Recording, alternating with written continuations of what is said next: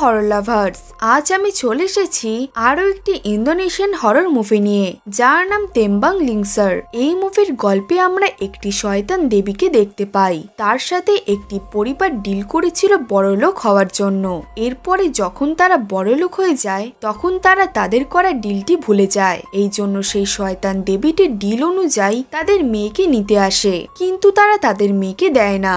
এর ফলে সেই শয়তান দেবীটি তাদের উপরে খুবই রেগে যায় এবং সেই দেবীটি রেগে গিয়ে তাদের সাথে কি কি করলো, শেষ পর্যন্ত কি সেই শয়তান দেবী তাদের মেয়েকে নিয়ে যেতে পারলো? এই সবের উত্তর জানতে হলে ভিডিওটা স্কিপ না করে পুরোটা দেখতে হবে বন্ধুরা। মুভিটা অনেক ইন্টারেস্টিং এবং ভয়ানক হতে চলেছে বন্ধুরা। আর প্রতি সপ্তাহে ভয় পেতে ভালোবাসলে আমার সাথে থেকো, আমি তোমাদের জন্য আরো ভালো ভালো হরর মুভি নিয়ে আসতে চলেছি, তাই চ্যানেলটিকে সাবস্ক্রাইব করে দিও। তো চলো বন্ধুরা, বেশি কথা না বাড়িয়ে গল্পের দিকে যাওয়া যাক।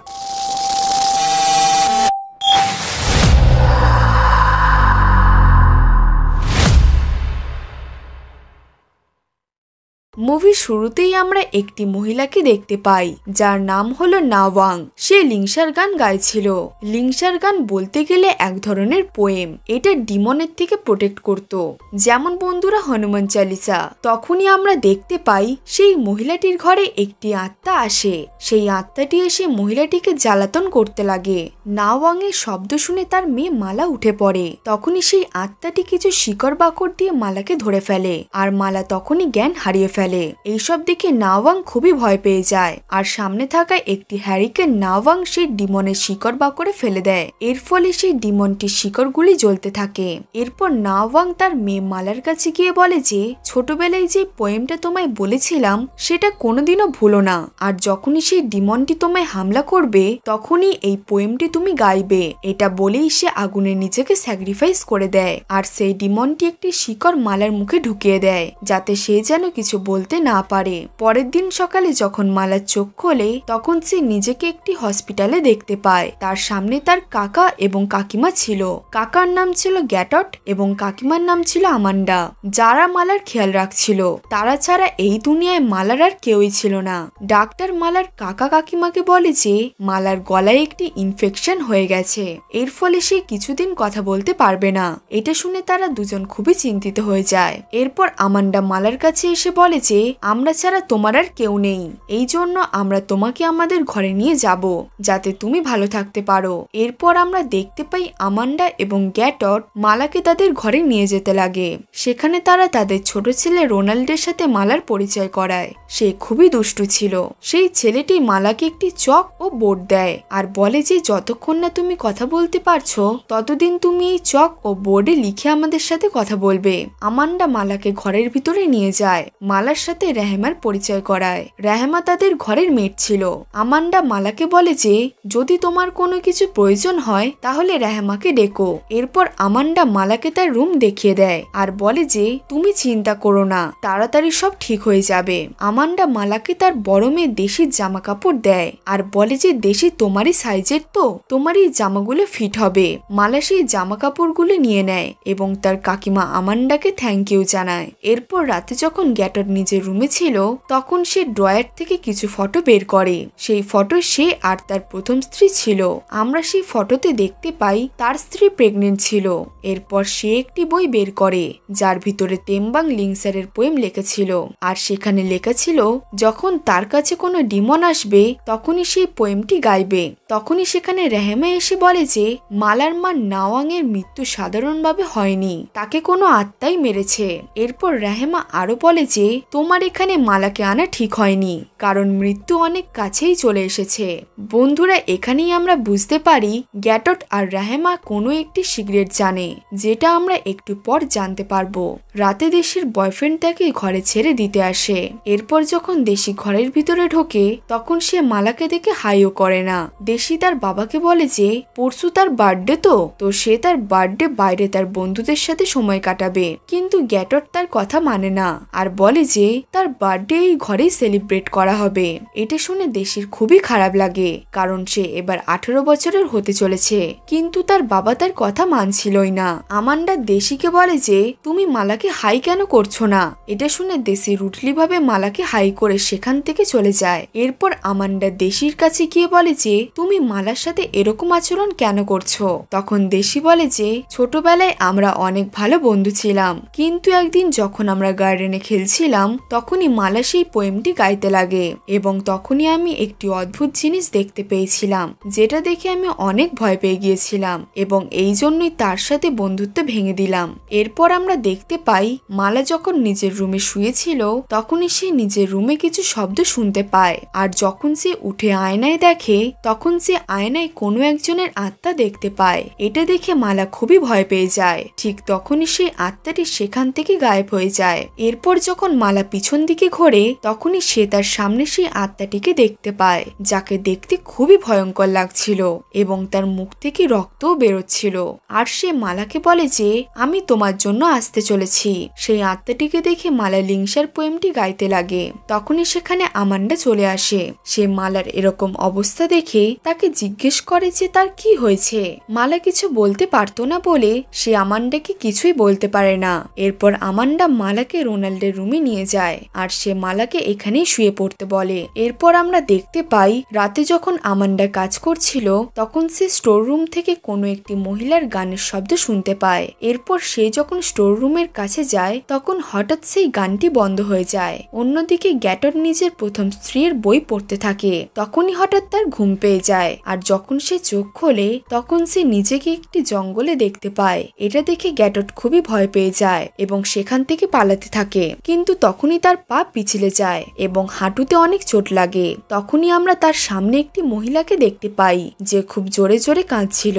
আর যখন গ্যাটট সেই মহিলাটির কাছে যায় তখন সেই মহিলাটি পিছন দিকে ফেরে। এটা সেই আত্মাটাই ছিল যে মালাকে বিরক্ত করত। এইসব দেখে গ্যাটট খুবই ভয় পেয়ে যায় আর তখনই তার ঘুম ভেঙে যায়। সে অনুভব করে সত্যি তার হাঁটুতে ব্যথা হচ্ছে। অন্যদিকে মালাও স্বপ্ন দেখতে থাকে। সে স্বপ্নে একটি মহিলাকে দেখতে পায়। মালা সেই মহিলাটিকে জিজ্ঞেস করে যে তুমি কে এবং কোথা থেকে এবার এসেছো। তখনই মালার ঘুম ভেঙে যায়। এরপর যখন মালা নিজের পা থেকে চাদর সরায় তখন সে দেখতে পায় তার পায়ে মাটি লেগেছিল। হয়তো সে সত্যি সেই জঙ্গল থেকে এসেছিল। আমরা দেখতে পাই রাতে যেহেতু দেশির বার্থডে ছিল এই জন্য সে তার বন্ধুদেরকে নিজের ঘরে ডেকে নেয় যাতে তারা একসাথে দেশির বার্থডে সেলিব্রেট করতে পারে। দেশির বন্ধুরা যখন মালাকে দেখে তখন তারা দেশিকে জিজ্ঞেস করে যে এটা কে। দেশি বলে যে এটা কেউই নয়। এরপর তারা উপরে চলে যায়। দেশির ঘরে তার বন্ধুরা একটি পেন্টিং দেখতে পায়। এই পেন্টিংটি দেশি বানিয়েছিল। এরপর তার বন্ধুরা বলে যে এই মহিলাটি কে। তখন দেশি বলে যে এই মহিলাটিকে আমি আমার স্বপ্নে দেখেছিলাম আর আমি নিজেও জানি না সেই মহিলাটি কে। বন্ধুরা আমরা দেখতে পাই এটা সেই মহিলাটাই ছিল যাকে মালা স্বপ্নে দেখতে পেত। এরপর আমরা গ্যাটট আর রেহেমাকে একটি গাছের সামনে দেখতে পাই যারা কিছু রিচুয়ালের প্রস্তুতি করছিল। এরপর রেহেমা গ্যাটটকে বলে যে ওই ঘটনার প্রায় 17 বছর কেটে গেছে। অন্তিম মুহূর্ত খুবই নিকটে। তুমি এইসবের জন্য আগে কোনো প্রিপারেশনও নাওনি। তুমি সবাইকে ঘরের ভিতরেই রেখো আর বাইরে কাউকে যেতে দিও না। অন্যদিকে মালা যখন তার রুমে ছিল তখন সেই আত্মাটি আবারও এসে তাকে ভয় দেখাতে লাগে। সেই আত্মাটি বলে যায় যে তুমি লিংসার পোয়েমের গানটি মনে রাখবে। এইদিকে গ্যাটট খুবই চিন্তিত ছিল কারণ আজকে রাতে বড় কিছু একটা হতে চলেছে। আমান্ডা গ্যাটটের কাছে গিয়ে বলে যে তুমি এত টেনশনে আছো কেন। তখন গ্যাটট বলে যে আমি তোমার কাছে একটি সিক্রেট কথা লুকিয়ে রেখেছিলাম আর এখন সময় চলে এসেছে সেই সত্যিটা তোমায় বলা। অন্যদিকে রোনাল্ড আর মালা ঘরের বাইরে সেই বড় গাছটি দেখতে পায়। রোনাল্ড বলে ছোট থেকে আমার বাবা এই গাছের সামনে যেতে বারণ করেছে। আমি জানি না কেন, আমি তার কথা অনেক মানি, এই জন্য আমাদের এখান থেকে চলে যাওয়া উচিত। এরপর গ্যাটট আমান্ডাকে স্টোর রুমে নিয়ে আসে যেখানে একটি দেবীর মন্দির ছিল।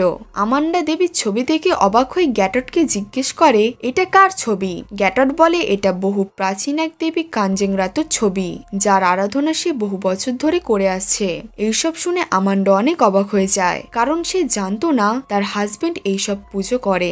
গ্যাটট বলে এই ব্যাপারে এখানে কথা বলা ঠিক হবে না। এই জন্য গ্যাটট আমান্ডাকে তার সাথে বাইরে যেতে বলে আর তারা গাড়ি নিয়ে বেরিয়ে পড়ে। তখনই দেশির ভাই দেশিকে জিজ্ঞেস করে যে বাবা মা কোথায় গেছে। এর উত্তরে দেশি বলে যে তারা দুজন দুজন হয়তো কিছু আনতে গেছে এবং তারা খুবই জলদি ঘরে চলে আসবে।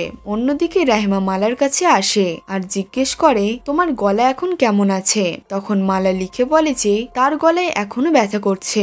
এরপর আমরা দেখতে পাই রাস্তায় যেতে যেতে আমান্ডা বলে ওঠে যে এইবার আমি বুঝতে পারছি আমি কেন ঘরে বিভিন্ন শব্দ শুনতে পেতাম, এমনকি আমি গাছের শিকড় দেওয়া একটি আত্মাকেও এই ঘরে দেখতে পেয়েছি। তখন গ্যাটট বলে এটাই দেবী কাঞ্জেং রাতু, যাকে আমি বিগত 17 বছর ধরে পূজা করে আসছি। এরপর গ্যাটট আমান্ডাকে জঙ্গলে নিয়ে গিয়ে সিগারেট কথাটি বলে দেয়। গ্যাটট বলে বেশ কিছু বছর আগে আমরা অনেক গরিব ছিলাম, এর ফলে আমার বাবা ধার দেনায় জর্জরিত হয়ে পড়ে। ঠিক সময় শোধ করতে না পারায় মানসিক চাপে আমার বাবা মারা যায় আর সব এখন এসে পড়েছিল আমার কাছে। আমি সবসময় লাক্সারি লাইফ চাইতাম, কিন্তু সেটা আর হয় না। এইসব শুনে আমান্ডা চমকে যায় আর বলে তুমি এমন কি জন্য করলে। বন্ধুরা, আসলে সে অর্থ এবং সুনাম পাওয়ার জন্য ব্ল্যাক ম্যাজিক করেছিল। সে এক তন্ত্র সাধনা দেবী কাঞ্জেং রাতুর আরাধনা করতে লাগে। সে কাঞ্জেং রাতুর সাথে একটি ডিল করেছিল, সেটা হলো তাকে যদি সে আমির বানিয়ে দেয় তাহলে গ্যাটট নিজের প্রথম সন্তানকে তাকে দিয়ে দিতে হবে। আর কাঞ্জেং রাতু ঠিক তেমনই করেছিল যেমন তাদের মধ্যে ডিল হয়েছিল। আর গ্যাটট সবার ধার দেনাও মিটিয়ে দেয়। এইদিকে রেহমা রাতের রিচুয়ালের জন্য সব প্রস্তুতি করতে লাগে। সে থালায় একটি ছুরি, ডিম আর মোমবাতি নিয়ে সেই গাছের সামনে রেখে প্রে করতে লাগে। আমরা দেখতে পাই রেহমা মালার একটি ছোটবেলার ফটো সেই থালায় রাখে। অন্যদিকে আমরা দেখতে পাই মালা আর রোনাল্ড যখন গেম খেলছিল তখনই ডাইস হঠাৎ স্টোর রুমে গিয়ে পড়ে যায়। এটা দেখে সে মালাকে বলে আমাদের ডাইসটা আনতে সেখানে যেতে হবে। এরপর সে তার বাবার রুমে যায় স্টোর রুমের চাবি নেওয়ার জন্য। এইদিকে আমান্ডা গ্যাটটকে বলে যে এবারে কাঞ্জেং রাতু আমাদের বড় মেয়ে দেশিকে মেরে ফেলবে। গ্যাটট বলে যে দেশির কিছুই হবে না, কারণ তার বড় মেয়ে মালা ছিল, তাকেই কাঞ্জেং রাতু নিতে এসেছে। এটা শুনে আমান্ডা বলে যে এরম কিভাবে হতে পারে। গ্যাটট বলে যে আমার প্রথম স্ত্রীর দুটো যমজ বাচ্চা হয়েছিল আর তাদের মধ্যে মালা সবচেয়ে বড় ছিল। সে কাঞ্জেং রাতুকে মালাকে দিতে চাইছিল না, এই জন্যই ছোটবেলায় মালাকে গ্যাটট তার বোনের কাছে রেখে এসেছিল যাতে কাঞ্জেং রাতু মালার কাছে যেতে না পারে। কিন্তু এখন কাঞ্জেং রাতু ফিরে এসেছে মালাকে নিতে। মালা আজ রাতে 18 বছরের হয়ে যাবে। গ্যাটট আমান্ডাকে বলে যে রেহমা আমাদের মেট ছিল না, বরং সে একটি সামান যাকে আমি মালার প্রোটেকশনের জন্য এখানে রেখেছি। এইসব শুনে আমান্ডার খুবই খারাপ লাগে আর গ্যাটট আমান্ডার চোখে খারাপ হয়ে যায়। অন্যদিকে মালা আর রোনাল্ড স্টোর রুমে চলে যায় আর সেই ডাইসটি খুঁজতে লাগে। তখনই মালার সামনে সেই আত্মাটি চলে আসে। সেই আত্মাটি মালাকে বলে যে সেই যেন তার সাহায্য করে। মালা সেই আত্মাটিকে দেখে অনেক ভয় পেয়ে যায়। এরপর সেই আত্মাটি মালাকে একটি নোট দিয়ে সেখান থেকে চলে যায়। এইদিকে গ্যাটট আর আমান্ডা যখন গাড়ি করে বাড়ি ফিরছিল তখন তারা দেখতে পায় আবারও তারা একই জায়গায় চলে এসেছে। কাঞ্জেং রাতু আসলে তাদেরকে নিয়ে খেলছিল এবং এই জন্যই সে তাদেরকে বাড়ি যেতে দিচ্ছিল না। এইদিকে দেশের বন্ধুরা স্টোর রুমে যায় এবং তারা সেই মন্দিরটা দেখতে পায়। এইসব দেখে দেশের বন্ধুরা মজা ওড়াতে থাকে, কিন্তু তখনই তারা পর্দার পিছনে কারোর হাত দেখতে পায়, যেটা দেখে তারা খুবই ভয় পেয়ে যায়। তারা সেখান থেকে পালাতে থাকে। দেশি তাদেরকে আটকালেও তারা দেশির কথা না শুনে চলে যায়। এদিকে রেহমা নিজের আঙুল কেটে রক্ত বার করে প্রেয়ার শুরু করে। তখনই কাঞ্জেং রাতু এসে তার উপরে হামলা করে দেয় আর তাকে পজেস্ট করে ফেলে। এইদিকে দেশি যখন নিজের রুমে ছিল তখন তার বয়ফ্রেন্ড তার সাথে দেখা করতে আসে। তার বয়ফ্রেন্ড তাকে বলে যে আজ রাতে যেহেতু তোমার বার্থডে তাই এটা আমি মিস করতে পারি না। অন্যদিকে দেশির বন্ধুরা যখন জঙ্গল দিয়ে যাচ্ছিল তখনই তারা রেহমাকে দেখতে পায় যে পজেস্ট ছিল। তার হাতে একটি ছুরিও ছিল, যেটা দেখে তারা অনেক ভয় পেয়ে যায় আর রেহমা তাদের মারার জন্য তাদের পিছু করতে থাকে। এইদিকে মালা গ্যাটটের রুমে যায় যেখানে সে তার মায়ের অ্যালবাম দেখতে পায়। সেখানে থাকা ছবিগুলো দেখে দেশি বুঝে যায় যে যেই মহিলাটি তার স্বপ্নে আসতো সে আসলে গ্যাটটের প্রথম পক্ষের স্ত্রী, অর্থাৎ তার মা। আর যেই আত্মাটি তাদের ভয় দেখাচ্ছিল সেও গ্যাটটের স্ত্রীর আত্মা ছিল, মানে না ওয়াং। সে বুঝতে পারে এই আত্মাটি তাকে দেখা দিচ্ছিল কারণ তার মা অর্থাৎ না ওয়াং তাকে ওয়ার্ন করতে এসেছিল যাতে সে লিংসার গান করে নিজের প্রোটেক্ট করতে পারে। এইদিকে দেশির দুই বন্ধু আলাদা হয়ে যায় আর পালাতে থাকে। তখনই পজেস্ট রেহমা এসে তাদের মধ্যে একজনকে মেরে ফেলে। এরপর সে আরেকটি মেয়ের কাছে যায় যে একটি পুরনো ঘরে লুকিয়েছিল, কিন্তু রেহমা তাকেও ধরে ফেলে আর সেই মেয়েটি খুবই ভয় পেয়ে যায়। তখনই রেহমার পিছনে আমরা রাতুকে দেখতে পাই যে তাকে পজেস্ট করে রেখেছিল। এরপর সে এই মেয়েটিকে জানে মেরে ফেলে। অন্যদিকে দেশির বয়ফ্রেন্ড যখন ডাইনিং এ বসেছিল তখন সে কিচেন থেকে থেকে কিছু একটা শব্দ শুনতে পায়। এরপর যখন সে কিচেনে যায় তখন সে রেহমাকে দেখতে পায় যে মাংস কাটছিল। এরপর যখন দেশির বয়ফ্রেন্ড রেহমার কাছে যায় তখন সে দেখতে পায় সে মানুষের মাংস কাটছে। এইসব দেখে দেশির বয়ফ্রেন্ড খুবই ভয় পেয়ে যায়। তখনই রেহমা পিছন ঘুরে দেশির বয়ফ্রেন্ডের চোখে ছুরি ঢুকিয়ে দেয়। এর ফলে সেও মারা যায়। অন্যদিকে মালা যখন তার বাবার রুমে ছিল তখন তার মায়ের আত্মা এসে তাকে একটি ভীষণ দেখায়। সেই আত্মাটি বলে যে আমি তোমার মা এবং আমি অনেক বছর আগে তোমাকে জন্ম দিয়েছিলাম। যখন গ্যাটট নিজের মেয়েকে হাতে নিয়ে নিজের মেয়ের হাসি দেখে তখন সে ঠিক করে সে তার মেয়েকে স্যাক্রিফাইস করবে না। তখনই কানজেং রাতু সেখানে আসে এবং রেহমা গ্যাটটকে মালাকে তাকে দিয়ে দিতে বলে, কিন্তু সে মালাকে স্যাক্রিফাইস করতে চাইছিল না কারণ মালা খুবই ছোট ছিল। তখনই তার মায়ের আরেকটি বাচ্চা হয় যে ছিল দেশি। মানে বন্ধুরা আমরা বুঝতে পারি দেশি আর মালা দুই যমজ বোন। আর যখন কানজেং রাতু মালাকে নিতে আসে তখন মালার মা নিজেকে স্যাক্রিফাইস করে দেয়। এর ফলে কানজেং রাতু মালার মাকে মেরে তার আত্মাকে তার সাথে নিয়ে চলে যায়। কানজেং রাতু এটাও বলে গিয়েছিল যে সে 18 বছর পর আবার আসবে মালাকে নিতে। এইসব দেখে মালা বুঝে যায় যে গ্যাটট তার বাবা আর যেই আত্মাটি সে দেখতে পায় সেই আসলে তার মা অর্থাৎ নাওয়াং, যে তাকে বারবার ওয়ার্ন করছে। অন্যদিকে আমান্ডা আর গ্যাটট যখন ঘরে পৌঁছানোর চেষ্টা করছিল তখন তারা ঘুরে ফিরে ঠিক একই জায়গায় আসে। তখনই তারা তাদের সামনে কানজেং রাতুকে দেখতে পায় যে খুবই রেগেছিল। এইদিকে মালা দেশিকে বলে যে তুমি আমার যমজ বোন আর আমাদের এখান থেকে তাড়াতাড়ি বাইরে বেরোতে হবে। কিন্তু দেশি তার একটা কথাও শোনে না। দেশি বলে যে আমরা যমজ বোন হতেই পারি না। তখনই দেশি সেখান থেকে গায়েব হয়ে যায় আর মালা তার মাকে দেখতে পায় যে লিংসার গান গাইছিল। তখনই মালা নিজেকে সেই দেবীর দুনিয়ায় দেখতে পায় যেখানে কানজেং রাতু সবাইকে বন্দি করে রেখেছিল। আমান্ডা আর গ্যাটট যখন সেখানে আসে তখন তারা দেখতে পায় তাদের ঘরের চারপাশে শাখা দিয়ে ভর্তি ছিল। এটা দেখে তারা বুঝে যায় যে কানজেং রাতু মালাকে নিতে এসেছে। গ্যাটট মালা ও দেশিকে ডাকার চেষ্টা করে কিন্তু মালা চোখ খোলে না। তারা দেশিকে জাগিয়ে সব সত্যি জানিয়ে দেয় যে মালা তার যমজ বোন এবং তুমি তোমার নিজের বোনকে সাহায্য করো আর মালাকে লিংসার পোয়েমটি গাইতে বলো। এটা শুনে দেশি মালার হাতটা ধরে আর সে মালাকে বলে যে তুমি লিংসার পোয়েমটি গাও। তখনই মালার জ্ঞান ফিরে আসে আর সে গাওয়ার চেষ্টা করে। কানজেং রাতু যেহেতু মালার গলায় ইনফেকশন করে দিয়েছিল এই জন্য মালা গাইতেই পারছিল না, কিন্তু তাও সে চেষ্টা করতে থাকে গাওয়ার। তখনই তার গলা থেকে সেই কাঠটি বেরিয়ে যায় আর সে লিংসার পোয়েমটি গাইতে লাগে, যার ফলে কানজেং রাতু জ্বলে ভস্ম হয়ে যায়। পরের দিন গ্যাটট কানজেং রাতুর মন্দিরটা ভেঙে ফেলে কারণ এখন এই মন্দিরের কোনোই দরকার ছিল না। বন্ধুরা মুভির শেষে মালা গ্যাটট আর আমান্ডাকে দেখতে পাই যারা খুবই খুশি ছিল। এরপর যখন গ্যাটট তার ছেলেকে ডাকে তখন সে তাকে খুঁজে পায় না। এর সাথে এই মুভিটি এখানেই শেষ হয়ে যায়। বন্ধুরা আমার মনে হয় কানজেং রাতু রোনাল্ডকে হয়তো তুলে নিয়ে চলে গেছে। তো এটাই ছিল আজকের মুভির এক্সপ্লেনেশন। আশা করছি মুভিটা তোমরা বুঝতে পেরেছো। মুভিটা তোমাদের কেমন লাগলো কমেন্টে জানিও। গল্পটি ভালো লাগলে একটা লাইক করে দিও। এরকম আরো মুভির গল্প দেখার জন্য আমাদের চ্যানেলটিকে সাবস্ক্রাইব করে পাশে থাকা বেল আইকনটি প্রেস করে দিও যাতে এই রকম ইন্টারেস্টিং এবং হরর মুভির নোটিফিকেশন তোমার কাছেই সবার থেকে আগে যায়। তো চলো বন্ধুরা দেখা হচ্ছে পরের গল্পে।